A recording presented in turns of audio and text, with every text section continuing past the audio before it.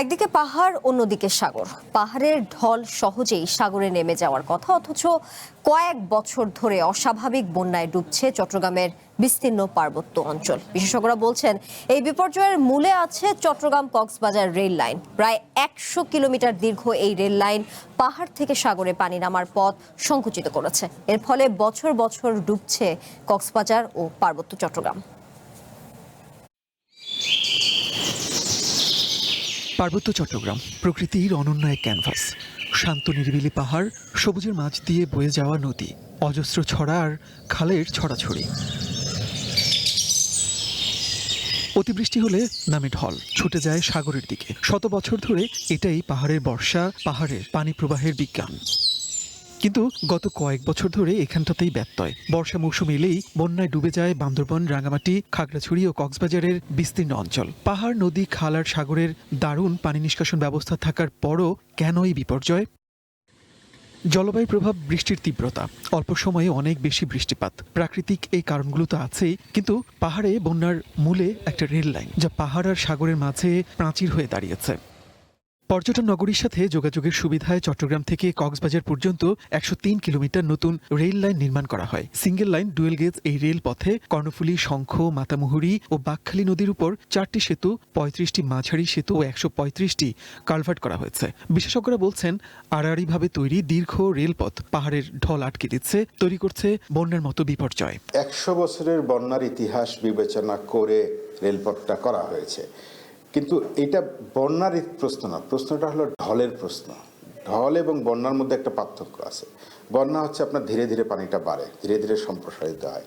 আর পাহাড়ি ঢল যেটা, এটা হচ্ছে মুহূর্তের মধ্যে প্রচণ্ড বেগে বিপুল পানি এসে ভাসায় নিয়ে যায়। চট্টগ্রাম থেকে আরাকান পুরো অঞ্চলটাই আপনার সাগর এবং পাহাড়ের মাঝখান দিয়ে কোনো স্থাপনা এরকম করা যাবে না।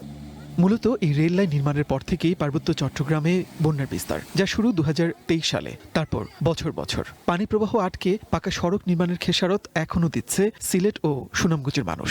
ঠিক তেমনই উন্নয়নযজ্ঞ পাহাড়েও ডেকে আনলো বিপর্যয়। বন্যাক্রান্ত মানুষের মতো পাহাড়ি ঢলও যেন দিশেহারা। রেল লাইন যখন ছিল না, তখনও তো এই অঞ্চলে বৃষ্টিপাত হয়েছে, পাহাড়ে তখনও পাহাড়ি ঢল হয়েছে, কিন্তু এইটা ১-২ ঘন্টার মধ্যে চলে যেত এটা। আর যেহেতু যেতে পারত, এর যে পথগুলো ছিল ঐতিহাসিকভাবে, প্রাকৃতিকভাবে পানি যাওয়ার তো পথ আছে।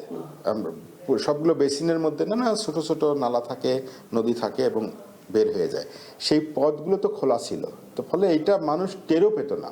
পরিস্থিতি বিবেচনায় চট্টগ্রাম কক্সবাজার রেল লাইনকে আরো উঁচু করার কথা ভাবছে সরকার, কিন্তু বিশেষজ্ঞরা বলছেন এটা হবে আরো আত্মঘাতী। কারণ এখন রেল লাইন উপচে পাহাড়ি ঢল নামতে পারছে, কিন্তু আরো উঁচু করা হলে পানি আর সরতে পারবে না, দীর্ঘ সময় আটকে থাকবে। এই অবস্থায় কক্সবাজার রেল পথে পানি নিষ্কাশন পথ বাড়ানোর পরামর্শ তাদের। পানি প্রবাহের এগেইনস্টে যদি আপনি কোনো স্ট্রাকচার করেন, তাহলে আপনাকে এনশিওর করে স্টাডি করে ডিজাইনের সময় আপনাকে এনশিওর করতে হবে যে পানি প্রবাহের জন্য যে স্পেসটা ছিল আগে, সেই স্পেসটাকে আমাকে অ্যাকোমোডেট করতে হবে। যেটা বরং করা দরকার, ভেন্টিলেশন দরকার।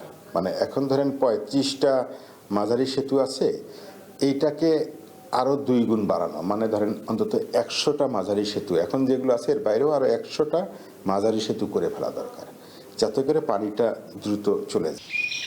লোকালয়ে সমুদ্রের লবণাক্ত পানির প্রবেশ আটকাতে চট্টগ্রাম অঞ্চলের ছোট ছোট নদী ও খালের মুখে স্লুইস গেট নির্মাণ করা হয়েছিল, জোয়ার ভাটার হিসেব করে, যেগুলো নিয়মিত খোলা রাখার কথা। কিন্তু মাছ চাষের মুনাফার লোভে প্রভাবশালীরা সেগুলো আটকে রাখছে। পাহাড়ের মানুষের জীবন ও প্রকৃতি রক্ষায় সেদিকেও নজর দেওয়ার পরামর্শ বিশেষজ্ঞদের।